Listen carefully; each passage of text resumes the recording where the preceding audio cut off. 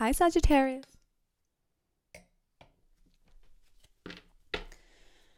Whew. Leo season. You're going to like this because this Leo Sun, Leo Mars, and then Leo Venus, and now I'm going into August a little bit. It's all connecting with Jupiter, your ruling sign, your ruling planet in your home sign. Something in the last Cancerian season made you feel caged in or made you feel trapped. Like you're kind of seeing your own restrictions, possibly because of a very swift exit from somebody else or a removal from a situation that you needed them for, needing somebody's support and they vacated the premises. Or maybe Cancer season just had a lot of sharp comings and goings, a lot of sharp energy. The Lovers, it could have been with a Gemini. It may also have brought you in something romantic as we lead towards Leo season, which is for you adventurous. It is making you feel the need to travel. If you're traveling, you're going to be very happy about it. If you are traveling, you're also opening yourself up, particularly in August, to wonderful opportunities, wonderful people. And the energy is so refreshing because as we go into August as well, and I'm going to stop talking about August so much because it's going into the reads tomorrow because I'm doing more on August. It's going to be providing you with the tools that you need and the support that you need for whatever is at the forefront of your mind. So Sagittarius, whatever has been weighing a bit heavy on you and made you feel restricted, be prepared to have some assistance there. Be prepared to understand what it is that you need to do next, particularly if you're dealing with, I want to say a child, like a Gemini, an Aquarius, or a Libra, or an air sign person in general, because they seem to have flicked in a bit. But it can also be dealing with people who make hasty decisions, or make decisions with their head rather than their conscience or their heart. So let's have a little investigation.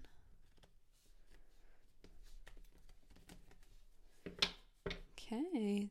Already I can see the festivities beginning with Leo season. People are typically more frivolous, they're more excited, they're more fun-loving. Romance, Knight of Cups, the Magician. A lot of Sagittarians are dealing with a Gemini. Five of Swords, Queen of Cups, and the Fool. The Fool with the Queen of Pentacles, the Lovers, and the Emperor. Wowza. Okay, Three of Cups. Okay.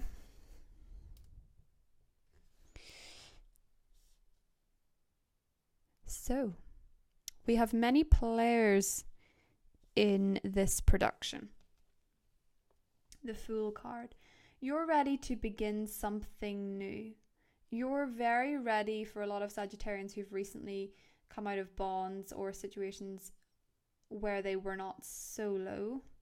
A lot of you are very ready to be self-sufficient.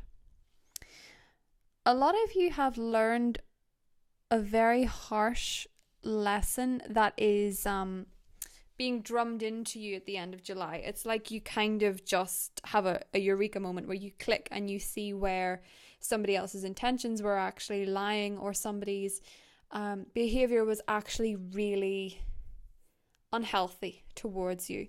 And you're finally getting back after a significant betrayal or a significant shortchanging. And I just want to make something clear.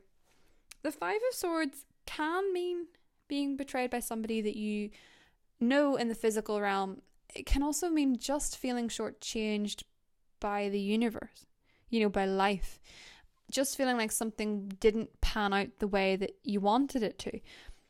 For a lot of Sagittarians, I feel like there is the picking up of the pieces and relying on yourself and possibly feeling very excited and optimistic about it, but also feeling very lonely, as if there's an emotional piece missing.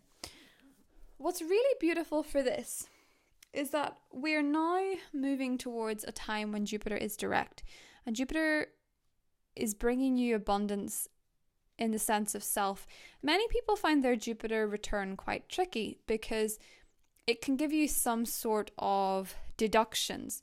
The thing about it is, by the time you come out of it and you get into the next Jupiter cycle, which will be Jupiter in Capricorn, going into 2020, you'll realize actually how many gifts Jupiter has left you.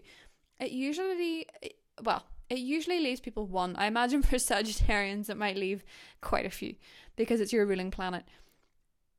If you're looking for love, it may come in the form of somebody who's actually incredibly supportive. So it is kind of as though some of you have this void that gets filled and then some. So if you've been looking for the romance of your dreams, it could come in the form of somebody who's incredibly supportive. Not perfect, because the Emperor can be someone who's really, they like things done their way, and you're a very freedom-loving sign, so you might find their energy quite tricky. If you're dealing with an earth sign, a Capricorn, a Virgo, or a Taurus, there's a lot of love and support there. For some of you, talks about fatherhood or motherhood or parental responsibilities, but for many Sagittarians who are looking for something special to come in with longevity, I do find that the Emperor is oftentimes somebody who is willing to stick with things. The Lovers and the Queen of Pentacles is very nurturing and supportive. You could be dealing with a Cancer, because this did come up in the Cancer reading. You may be feeling a kind of way about a water sign in general, a Pisces, a Cancer, or a Scorpio, and you might be feeling a bit tricky about them, because Cancer season, and Venus is still in Cancer, Mercury is in Cancer, retrograding right up until the 31st. If you have pangs of jealousy towards a water sign, make sure not to oust a potential friend. Or if you're having difficulties with a water sign, please still be respectful of Mercury being in retrograde, because it can cause miscommunications and wreak havoc. This could actually be a very strong ally rather than an enemy. But if you're dealing with a water sign who is incredibly problematic, it would be worth spending more time with the people that are supportive and creating a distance, at least until Mercury's gone direct at the end of July, because it goes direct on the 31st, just in time for that new moon in Leo in your adventure zone.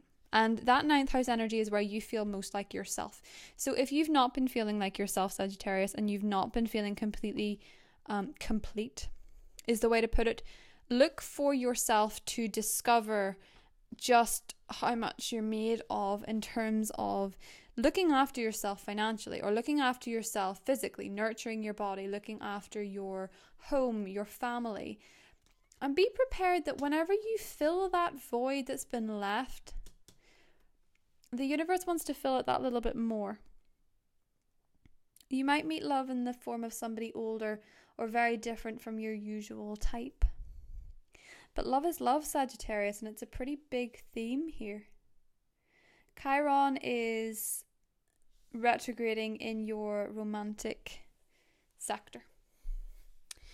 Uranus was there for a long time as well, causing maybe some unpleasant surprises, maybe pleasant surprises, maybe shaking up who you thought you knew about certain people. But it looks very much as though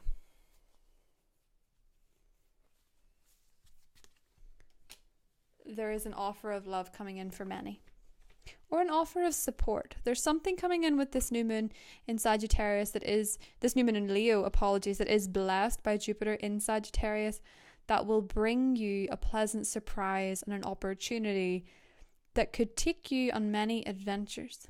So be open to that. On this new moon in Sagittarius, please put your positive thoughts out into the universe. Make a list of everything you want to manifest. Make a list of the way you want your life to be, and get back into that zone, because you will be feeling very adventurous. You'll be feeling very optimistic, and it's about time you began something new. August is going to be a really beautiful month for the fire signs in particular. It's going to be a beautiful month for everybody, but just make sure that you are open to receiving it. I will be back for the August monthly readings. Within the next week, yours will be up. And it will be exciting, to say the least. So I love you guys, and I'll see you soon, Sagittarius. Take care. Bye bye.